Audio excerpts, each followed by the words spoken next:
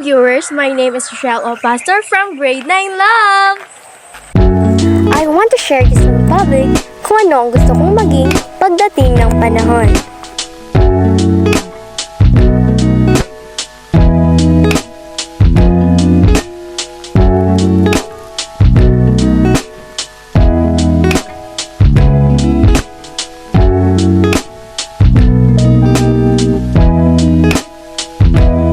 Pagdating ng panahon, gusto ko sana maging isang businesswoman. Siguro nga, ito na ang magiging career goal ko. Maging isang negosyante na makakapagtayo ng sarili niyang pabrika at may marangal na trabaho at tapat na mga trabahante.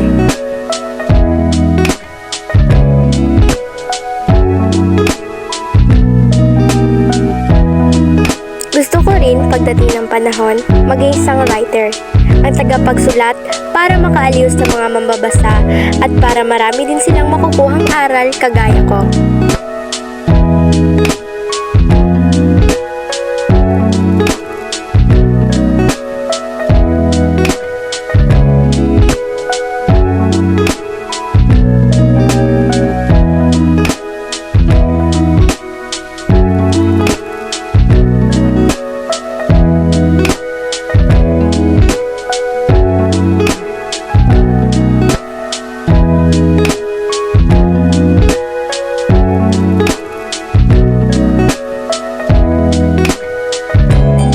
Gusto ko rin maging artista, hindi bilang sa pagiging kilala o sikat, dahil gusto ko rin na may pamalas ko ang mga kagalingan ko sa pag-arte. Kabilang na dito ang paggawa ko ng content araw-araw.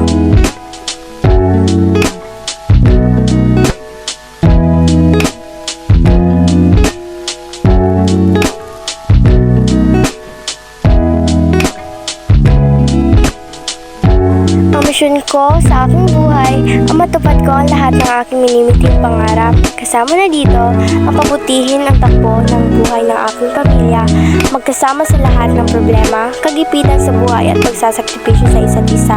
Yan ang hindi ko makakalimutan na misyon. At ang paniniwala at mahalin ng Diyos.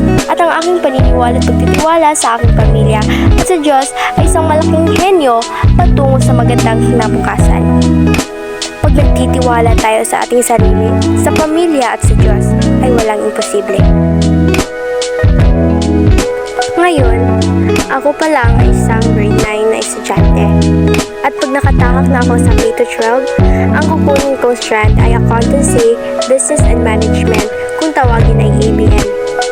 Dahil nga sa kagustuhan kong magpatayo ng pabrika at negosyo paglaki ko, kaya, pag nakatahak na ako sa kolehiyo, ang kukunin kong kurso ay Bachelor of Science in Business Administration, in short, BSBA. Sa dinami-dami ng pinagdaraanan namin problema, sa pag-aaral at sa Diyos lang ako kumukuha ng lakas. Masaya ako dahil naging gabay at kaagapay ko lagi ang aking mga minamahal sa buhay.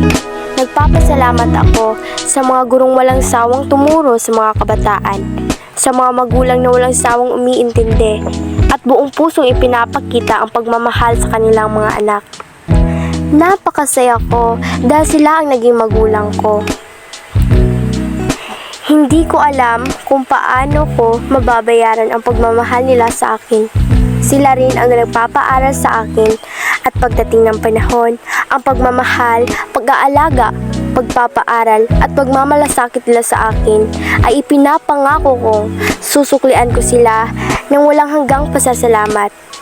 At pag nakatapos na ako sa kolehiyo, nakatanggap na ako ng diploma, nakapagpapatayo na ako ng pabrika at matutupad ko na ang gusto kong maging. Sa lahat ng guro, salamat po. Nay, Tay, salamat. At lalong-lalo na sa inyo, Ama naming makapangyarihan. Totoo ngang walang imposible. Salamat po.